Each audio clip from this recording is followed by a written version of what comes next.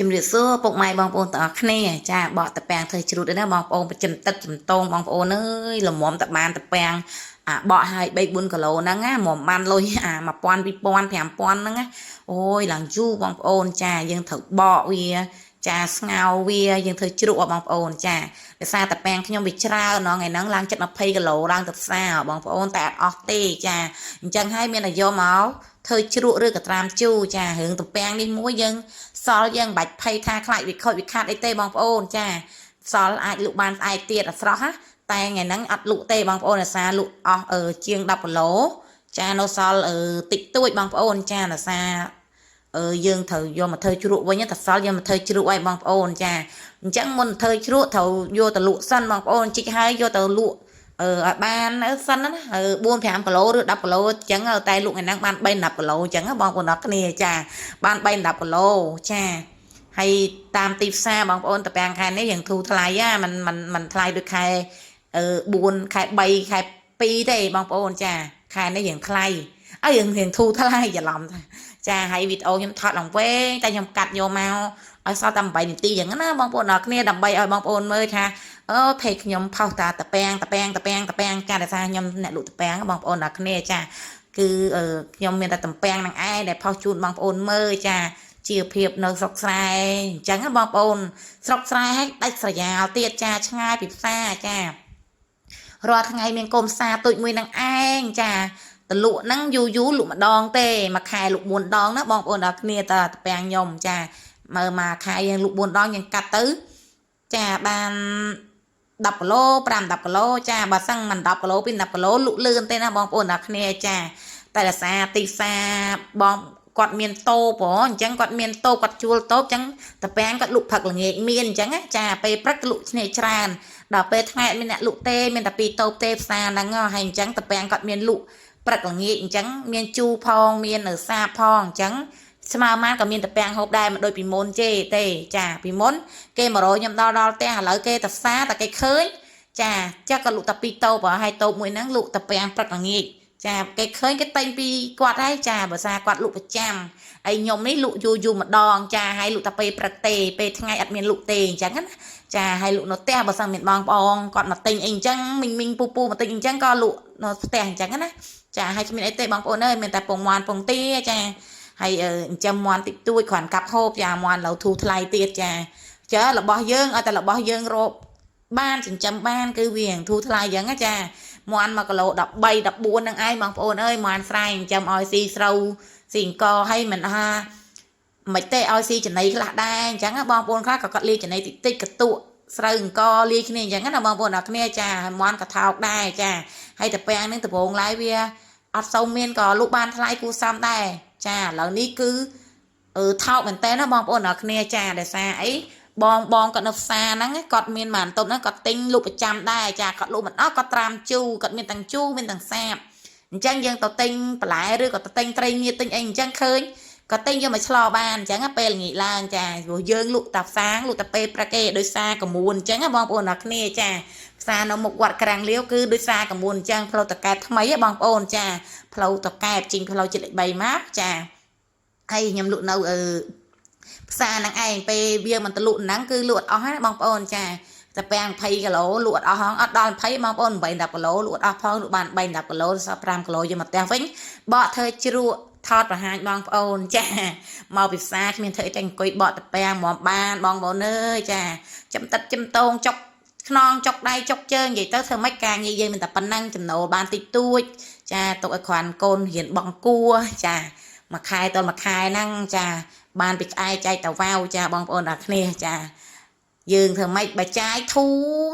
តែបើរវិញតឹងចាចាយស្រួលណាមួយផ្លេត4 10 20ម៉ឺនចាដឹងមុខអីឡើយហ្នឹងតែបើថារឿងរចូលរៀងយឺតអញ្ចឹងថាចាយើងមុខរបរយើងតិចតួចចាហើយគ្មានលក់អីទេបងប្អូនមានតែប៉ុណ្្នឹងឯងចាមានតែពាំងហ្នឹងហើយធ្វើជ្រក់ហ្នឹងដោយសារខ្ញុំធ្លាប់ធ្វើជ្រក់ពីមុនមកតាំងខ្ញុំនៅស្រុកធ្វើជ្រក់ប្រហែល3 4 5ឆ្នាំហើយបងប្អូនចាអ្នកណាក៏ឆ្ងល់ខ្ញុំថាខ្ញុំចេះធ្វើជ្រក់តពាំងចាជ្រក់តពាំងធ្វើអាម៉េចចាតពាំងប្រឡាក់តពាំងអីអញ្ចឹងណាចាយើងធូរថ្លៃខ្ញុំមិនសូវលក់ទេតពាំងស្រស់ចាខ្ញុំយកមកប្រឡាក់អំបិលត្រាំជូរចាធ្វើជ្រក់ លក់ជូនបងប្អូនវិញចាខ្ញុំកែច្នៃវាបានច្រើនអញ្ចឹងបងប្អូនអរគ្នាចាធ្វើត្រាំជូរត្រាំអីចិត្តទៅយើងគ្រាន់តែចំណាយពេលចិត្តអញ្ចឹងយើងលក់ប្រាំងឡើងចាតែមួយខែពីរខែយើងលក់បានយើងប្រឡាក់អំបិលទៅចាយើងដាក់ញាត់គីឡូទុកចាលក់ប្រាំងឡើងកែលក់តែ2 ដង 3 ដងអស់បាត់មួយកដុង30 លីត្រអីហ្នឹងតែ2 កដុង 3 កដុងហ្នឹងឃើញតែកុំភ្លេចតែហត់ដែរបងប្អូនចាហត់កស៊ូដែរចាធ្វើម៉េចយើងការងារមានតែប៉ុណ្ណឹងចាគ្មានមុខរបរអីផង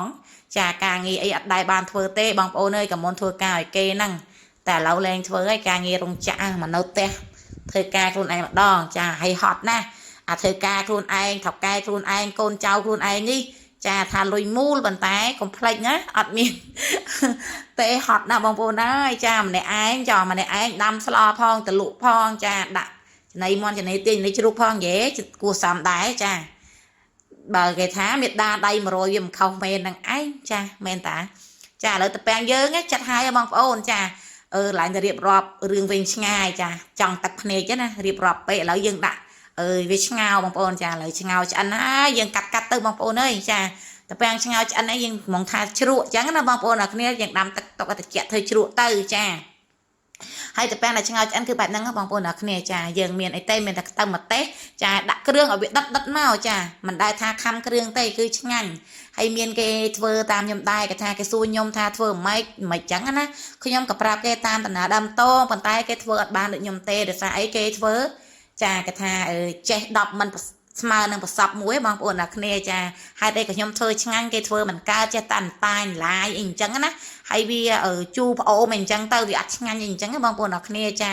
តែខ្ញុំថាគ្រឿងក្រៅប្រើដូចគ្នាទេស្ដាប់គេរៀបរាប់មកចាចិត្តទៅពាំងឆ្ងោដូចគ្នាឆ្ងោហើយធ្វើជ្រក់ដាក់អំបិលស្ករប៊ីចេងដូចគ្នាទេបងប្អូនអត់មានខុសគ្នាទេចាខ្ញុំក៏ធ្វើបែបហ្នឹងដែរក្បួនរបស់ខ្ញុំមកចាធ្វើដូចតែគ្នាទេចាហើយបងប្អូនអាចត្រូវការកំងបានណាបងប្អូនចាធូថ្លៃទេចាដោយសារខ្ញុំលក់តពាំងខ្លួនឯងចាលក់តពាំងខ្លួនឯងអញ្ចឹងខ្ញុំលក់ធូថ្លៃទេចាបងប្អូនអ្នកគ្នាចាមិនថ្លៃទេចាគេសិតតាមថ្លៃតែខ្ញុំអត់ទេចាគេ3 ដុល្លារមកកំប៉ុងអីចឹងណាចាតែខ្ញុំ3 ដុល្លារ5 ដុល្លារតែខ្ញុំអត់ទេតែ2 រៀលទេចាតែ2 ដុល្លារទេអញ្ចឹងណាចានិយាយលុយខ្មែរគេកាត់ចានិយាយអញ្ចឹងហ្មងបងប្អូនកាត់អីកាត់លេងខ្វាយខ្វល់ហើយមកពេលភេងតែរលុយបានផងចាហ្នឹងហើយបងប្អូនដល់គ្នាបើបងប្អូនគ្នាត្រូវការអីអាចកំងបានណាចាផ្ញើជូន25កាត់ក្រុងចាសេវាលើជាក់ស្ដែងបងប្អូនសេវាមិនថាទៅឆ្ងាយទៅចិត្តបងប្អូនសេវាខ្លួនឯងចានេះទឹកជ្រក់បងប្អូនអ្នកគ្នាចាទឹកជ្រក់ចាយើងធ្វើបែបហ្នឹងបងប្អូនចាបងប្អូនចេះជូរហិលចាល្អចាហើយដល់យើងជ្រក់បែបធម្មជាតិណាបងប្អូនចាជ្រក់បែបធម្មជាតិគឺជ្រក់ឲ្យ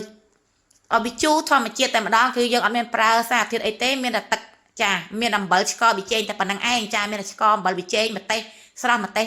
ឆ្អើនឹងឯងបងប្អូនអត់មានអីផ្សេងពីហ្នឹងទេចាហើយបើម្ទេសវិញធានាឲ្យបងប្អូនចាម្ទេសកូនទូចក៏មានម្ទេសខៀវម្ទេសសម្ទេសក្រហមមានទាំងអស់បងប្អូនធានាមកឆ្ងាញ់ឲ្យខ្ទឹមវិញចាខ្ទឹមថ្លៃមែនតែខ្ញុំនៅតែដាក់ឲ្យច្រើនអញ្ចឹងដែរអញ្ចឹងណាបងប្អូនអ្នកគ្នាហើយសូមជួយ